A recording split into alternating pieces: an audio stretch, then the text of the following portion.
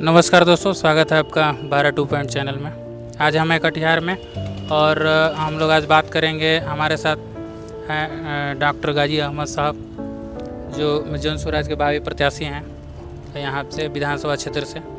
Sir से हम लोग ये जानेंगे कि प्रशांत किशोर जी का जो 5 सूत्रीय कार्यक्रम जो चल रहा है, जो पलायन पे है, शिक्षा पे है, रोजगार पे है, और जिस तरह से वो बिहार में नया बदलाव लाना चाहते हैं, तो क्या अभी यहाँ पे जो सिचुएशन है कटिहार का, जैसे पिछड़ापन, बाढ़ का स्थिति हम लोग देख रहे हैं, और भी मतलब जो यहाँ पे जेन्युइन जो मुद्दे हैं उस पर हम लोग आपसे जानना चाहेंगे।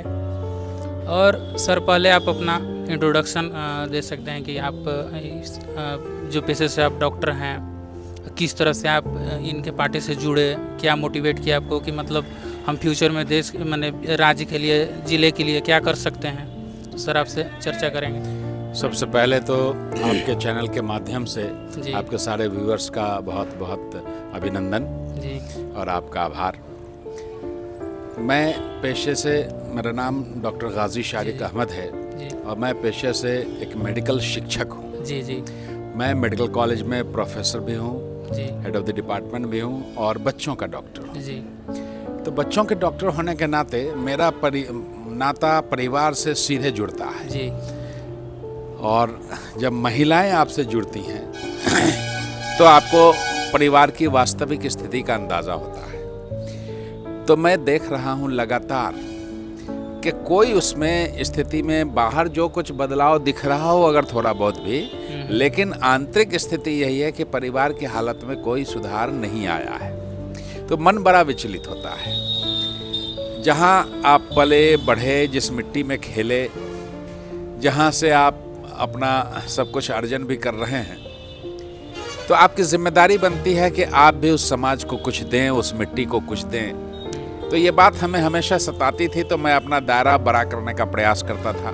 जी इस क्षेत्र में सबसे पहला NICU भी खोला, तब 100 किलोमीटर के दायरे में हमारा अकेला NICU हुआ करता था और उस समय बिहार का ये सबसे बड़ा NICU था। तो जहाँ जहाँ बन पड़ा किया, लेकिन मुझे लगा कि केवल इससे बदलाव संभव नहीं है।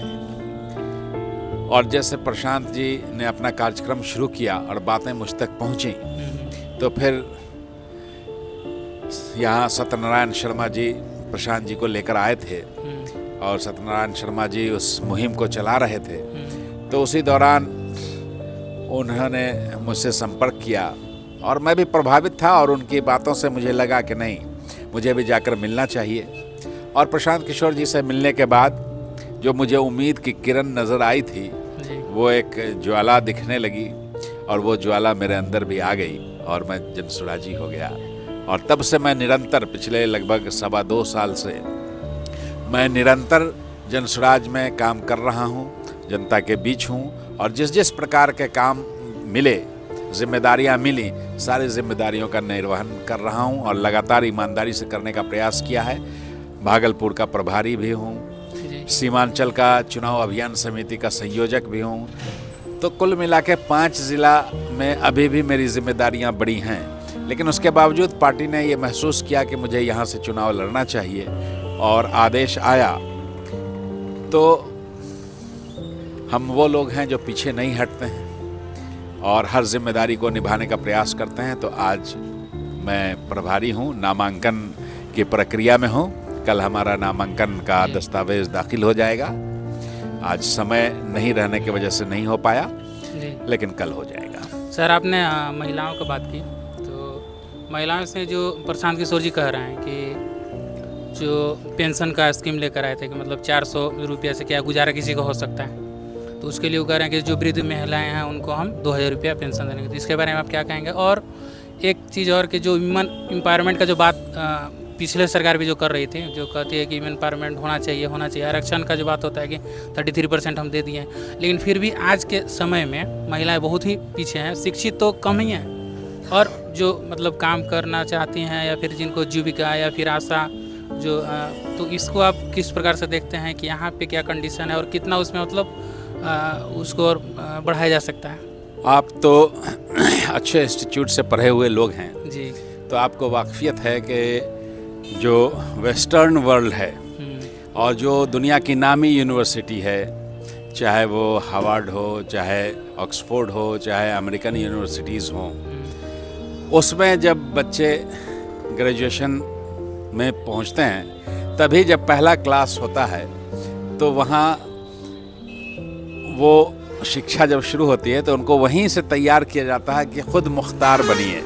आर्थिक स्वायत्तता की बात की जाती है और नौजवानों में वो लगन जगाई जाती है, और उसका नतीजा ये है कि वहाँ के लड़के एंटरप्रेन्योर बन रहे हैं, हमारे लड़के मजदूर बन रहे हैं। तो हमारी शिक्षा व्यवस्था वैसी है, और जो है भी उस प्रक्रिया में जो सरकारी प्रक्रिया अपनाई जा रही है उसमें वो और लचर हो गई है, तो जिसकी वजह से हम लोग रोजी रोटी के लिए दौड़ भाग करते हैं। जहाँ तक महिलाओं के बारे में आपने पूछा, तो मैं आपको बताऊं कि आप ये महसूस करते होंगे अच्छे मिडिल क्लास में भी, अपर मिडिल क्लास में भी ये महसूस करते होंगे आप कि जहाँ जिस घर में कमाई चाहे जो भी हो, लेकिन बचत का बड़ा महत्व है।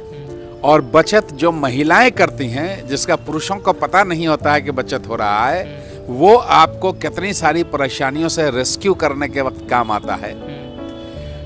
तो आर्थिक स्वायत्तता महिलाओं की, आर्थिक सबलता महिलाओं की परिवार के इमरजेंसी कंडीशंस को संभालने के लिए बड़ा आवश्यक है। और जिसके साथ प्लान बी नहीं है, प्लान बी के लिए फंड नहीं है, इमरजेंसी और विपत्ति के लिए फंड नहीं है, वो लड़खड़ा जाता है, क्योंकि वो जितना कमाता है खाने में ही जाता है। इसलिए महिलाओं को आर्थिक रूप से सबल बनाना एक परिवार को पटरी पर चलाए रखने के लिए सबसे आवश्यक है। इसलिए प्रशांत जी ने कहा कि महिलाओं को रोजगार से सिर्फ जोड़ना नहीं है, बल्कि उनको इस हद तक पहुंचाना है कि वो दूसरे को रोजगार देने वाली बन जाएं। उसके लिए ज़रूरी है कि उनको ये आज़ादी मिले कि पूंजी भी मिले, और पूंजी पर उनको लोन का भार भी इतना न हो, कि उनका EMI का भार भी इतना न हो, ब्याज का भार भी इतना न हो कि सिर्फ उनको वही चुकाने में उनका समय व्यर्थ चला जाए और फ़ायदा कुछ नहीं हो। इसलिए सस्ते दरों पर बेहतरीन लोन देकर 5 लाख रुपए तक का लोन दे करके उन लोगों का अपलिफ्टमेंट, आर्थिक सबलता लाने का प्रयास किया जाएगा। इसलिए अभी आपने कहा नौजवानों के बारे में, तो रोज़गार की बात हो रही है, पलायन इशू है। तो प्रशांत जी ने कहा कि भाई इतने लोग जो हैं, 50 लाख से ज़्यादा लोग जो बाहर रह रहे हैं, उसमें कटिहार के ही लगभग 2.5 लाख लोग, बहुत लोग हैं। तो 50 लाख से ज़्यादा लोग जो डिस्ट्रेस माइग्रेशन में हैं, उनको वापस लाने और उसको एस्टैब्लिश करने के लिए, रिहेबिलिटेट करने के लिए जितने बड़े फंड की ज़रूरत है, तो वो फंड कहाँ से आएगा, तो वो भी बताते हैं। CD रेशियो के बारे में बताते हैं कि पिछली बार 2,40,000 करोड़ रुपए जो यहाँ के लोगों का ऋण का हक बनता था कानूनन, वो पैसे दूसरे स्टेट भेज दिए गए। तो आज जब राजनीति में जुमलों की बारिश हो रही है हर तरफ से, उसमें उम्मीदों के साथ भरोसे की सौगात लेकर प्रशांत किशोर आए। और सर, यहाँ पे कटिहार को पहले भी मतलब देखा जाता है कि बाढ़, यहाँ पे फ्लड बहुत सिचुएशन रहता है कि 3 से 4 मंथ जो है लोग यहाँ से वहाँ दूसरे जगह शिफ्ट करना पड़ता है। ये मतलब हर साल का है, ऐसा नहीं है मतलब कि एक साल का हो गया चाहे 2 साल का हो गया, मतलब ये कंटिन्यू ऐसे ही चल रहा है। और कुछ उनको सहायता राशि दिया जाता है, उसके अलावा और कुछ नहीं है कि मतलब प्रॉपर भाई यहाँ पे मतलब कुछ ऐसा व्यवस्था किया जाए, जैसे डैम, रिजर्वायर, जो भी मतलब किया जा सकता है वो नहीं किया जा रहा है। तो इस पर आप क्या कहेंगे? देखिए, ख़ास तौर से बिहार में तो बाढ़ और सूखे दोनों की समस्या है, जल जमाव की भी समस्या है। लेकिन जब बाढ़ की बात करते हैं तो सीमांचल उसमें सबसे ज़्यादा और कटिहार सबसे प्रभावित क्षेत्र है। अब आप देखिए क्या विडंबना है कि कटिहार एक ऐसी जगह है, भौगोलिक स्थिति ये है कि ये कोसी और महानंदा की बाहों में खेलती है और गंगा की गोद में बैठी है। जिसके साथ 3 मीठी पानी की नदियां हों, उसको वरदान माना जाना चाहिए था, लेकिन अभिशाप बना है। यह सिर्फ पॉलिटिकल कमिटमेंट की कमी की वजह से है। अगर आप देखेंगे तो पानी के इस समस्या को जूझने के लिए और लड़ने के लिए 2 तरह के रास्ते अपनाए जा सकते हैं। एक जो हमारा सूखा क्षेत्र है साउथ बिहार, हम पानी को उधर की तरफ डाइवर्ट करने का प्रयास कर सकते हैं, डैम बना करके, नहरें बना करके। तो पानी को क्या चाहिए? पानी को सबसे पहले चाहिए रास्ता, और दूसरा जब पानी ज़्यादा हो तो थोड़ा ज़्यादा जगह। तो जब हम नहरें बनाएंगे और सूखे जगह पर बनाएंगे तो पानी को रास्ता भी मिलेगा और जगह भी मिलेगा। दूसरा मॉडल है नीदरलैंड मॉडल। आप जानते हैं कि नीदरलैंड समुंदर तल से भी नीचे है और वहाँ समुद्री बाढ़ आया करता था। तो उन्होंने देखा कि इसको कैसे किया जाए। तो आज नहीं, दशकों सदियों पहले उन्होंने पूरे शहरों को यातायात का माध्यम बना लिया पानी, बड़ी बड़ी नहरें बना दी। अब उनके हार्ट ऑफ द सिटी में एक ज़माने से सीधे स्टीमर आता है, सारा प्रोडक्ट वहीं सीधे इसमें आता है। तो आपका जो ट्रांसपोर्ट कॉस्ट है वो काफ़ी घट जाता है। आपने पानी को जगह दे दिया, आपने पानी को निकासी दे दिया। उन्होंने और एक्स्ट्रा किया। आप देखेंगे कि वहाँ जितने बड़े बड़े कैंपस हैं, इवन एयरपोर्ट, उसकी बाउंड्री भी दीवार नहीं है, उन्होंने बड़ी बड़ी नहरें बना दी चारों तरफ से। तो पानी को जगह मिल गया। तो पानी जल जमाव उस तरह से खेतों को, खलिहानों को, घरों को नुकसान नहीं पहुंचा रहे हैं, कटाव नहीं कर रहे हैं। तो आप जब किसी मॉडल से सीखने का प्रयास करेंगे और उसे इम्प्लीमेंट करने का प्रयास करेंगे तभी वो सफल होगा। हम देखते हैं कि कोसी और महानंदा, जबकि ये थोड़ा रिसर्च का विषय है, लेकिन आप अमूमन ये पाएंगे, जो परसेप्शन है कि महानंदा में पानी और कोसी में पानी आने का समय एक नहीं है। सप्तकोशी 7 नदियों से मिलकर बनती है नेपाल में, यानी वो लगभग आधे से ज़्यादा नेपाल का पहाड़ का बारिश का पानी लेकर आती है। तो बरसात में कोसी में बाढ़ आती है, और जब ह्यूमिडिटी बढ़ती है और तपिश बढ़ती है तो ग्लेशियर पिघलता है, और जब ग्लेशियर पिघलता है तब महानंदा में बाढ़ आता है। लेकिन उस दोनों का दबाव कटिहार में ही गंगा में पड़ता है, इसलिए यहाँ ज़्यादा दिनों तक बाढ़ होता है। अगर हम दोनों नदियों को कई जगह से जोड़ दें पैरेलली, तो हम लगभग 100 किलोमीटर, 70 किलोमीटर अलग अलग जगह पे बड़ी बड़ी नहरें बना के दोनों नदियों को जोड़ दें तो गंगा पर वो लोड कम हो जाएगा, एक दूसरे को बीच बीच में कनेक्शन मिलेगा। इससे आवाजाही, पर्यटन, खेती, सिंचाई सब में फायदा होगा और कटाव भी घट जाएगा।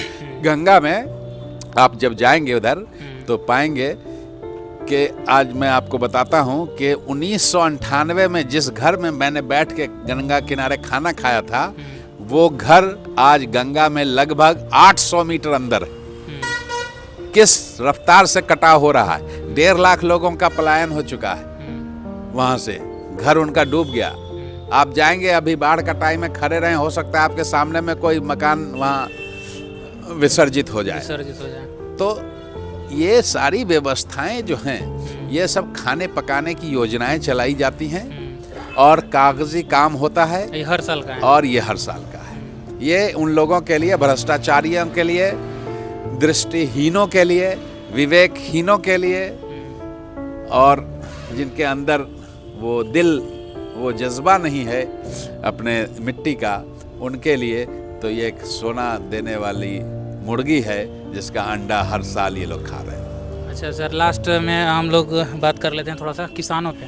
जी, फार्मर जो यहाँ पे हैं, फर्टिलाइज लैंड होते हुए भी जिस तरह से उनको मिलना चाहिए दाम फसलों का, और जिस तरह से उनका मतलब कमाई होना चाहिए, वो नहीं हो पा रहा है। और लोग मतलब कृषि से मतलब नहीं, एक होता है ना कि भाई अब हम नहीं करेंगे, तो लोग उससे हट रहे हैं। देखिए, इसमें प्रैक्टिकल बात को लोग नहीं बोलना चाहते हैं क्योंकि उनको लगता है इससे मेरा वोट बैंक खिसक जाएगा। जब हम लोग बात करते हैं दाम बढ़ाने की, फिर हम कंज्यूमर होने के नाते कहते हैं कि रोटियां महंगी हो गई।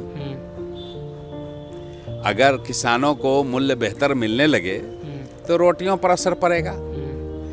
तो इसलिए कोई खुलकर बोलता नहीं है। लेकिन हकीकत क्या है कि आपको इसे बांट कर देखने की जरूरत है कि एसेंशियल खेती कौन सी है और कमाई खेती कौन सी है। कैश क्रॉप्स है ना। तो कैश क्रॉप की तरफ रुझान बढ़ाने की आवश्यकता है, क्योंकि आप रोटी की कीमत जरूर से ज़्यादा बढ़ा नहीं सकते हैं। तो उनके भरोसे आप किसानों को ये भरोसा दिला नहीं सकते हैं कि आपकी इसमें कमाई हो सकती है, क्योंकि हमारे गरीबों को भी रोटी ही खाना है। इसलिए उसको उस तेज़ी से नहीं बढ़ाया जा सकता है, तो उसको आपको कंपनसेट करना होगा।